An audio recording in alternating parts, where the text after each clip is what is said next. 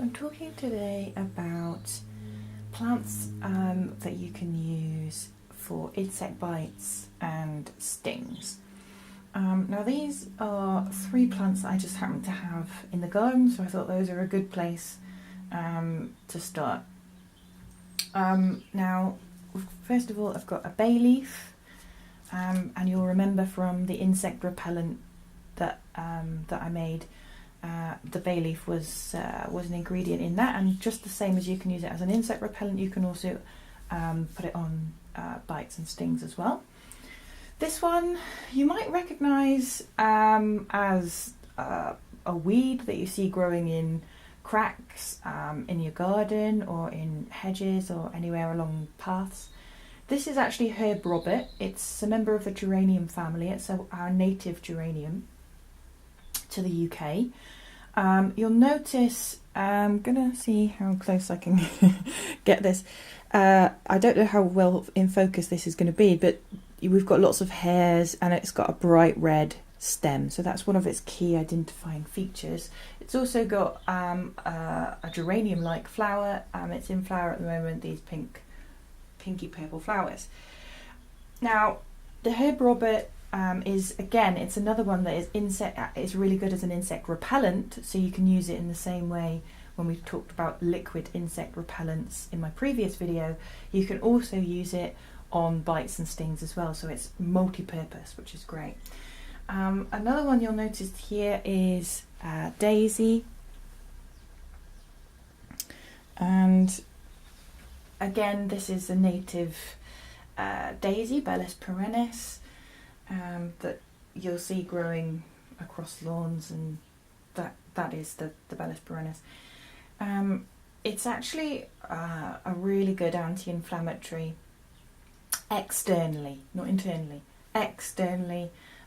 It's really good, and it's great for bruises as well. It's you often will find people saying that daisy is the equivalent of arnica for really the UK, in that it works in a very similar way externally in creams and ointments, liniments, those types of remedies.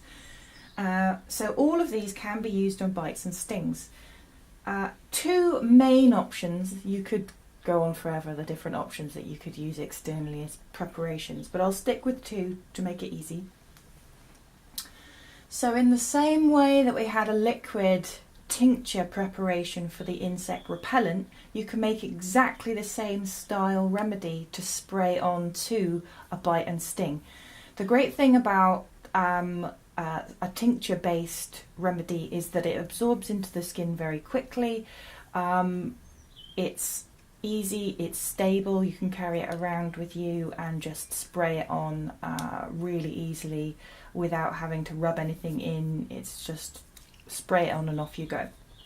So that's the advantages of using it in tincture form. The other way, and a way that many people have it, is in a ointment or balm.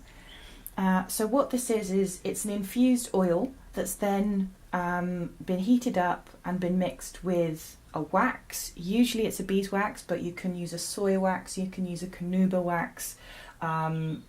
There are lots of different plant waxes that you can use, or you can use beeswax. Usually the amount is about one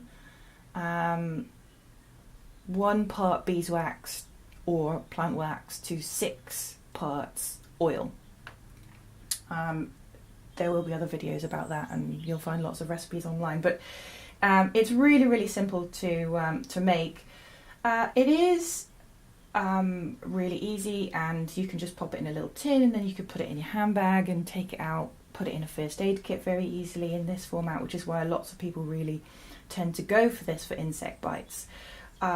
It's reasonably stable. As long as you don't have anything too volatile in the infused oil. I've had ones last 5 years without mould.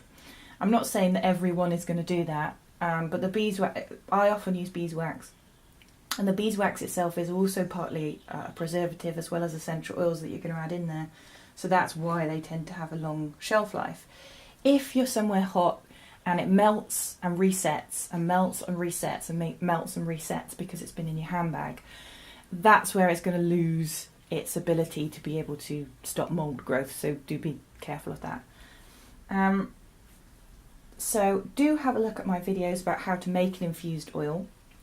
All of these plants can be made into an infused oil really easily, in either the cold infused method or a warm infusion, sometimes called a hot infusion. Either one of those you could make it into one of these balm style remedies to be able to use for bites and stings, or if you wanted to, you could extract it in alcohol and then you could use it as a spray. So all of these could be used on their own as either balms or sprays, or there's no reason why you can't combine them to get their added benefit. So because this is an external remedy, we don't need to worry about amounts and percentages and things. You can just mix that all together into either a liquid spray tincture or a balm, and you can use those on bites and stings very easily.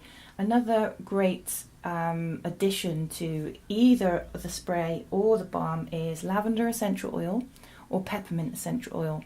Both are really beneficial and anti-inflammatory and calming to bites and stings, so it's a good one to have.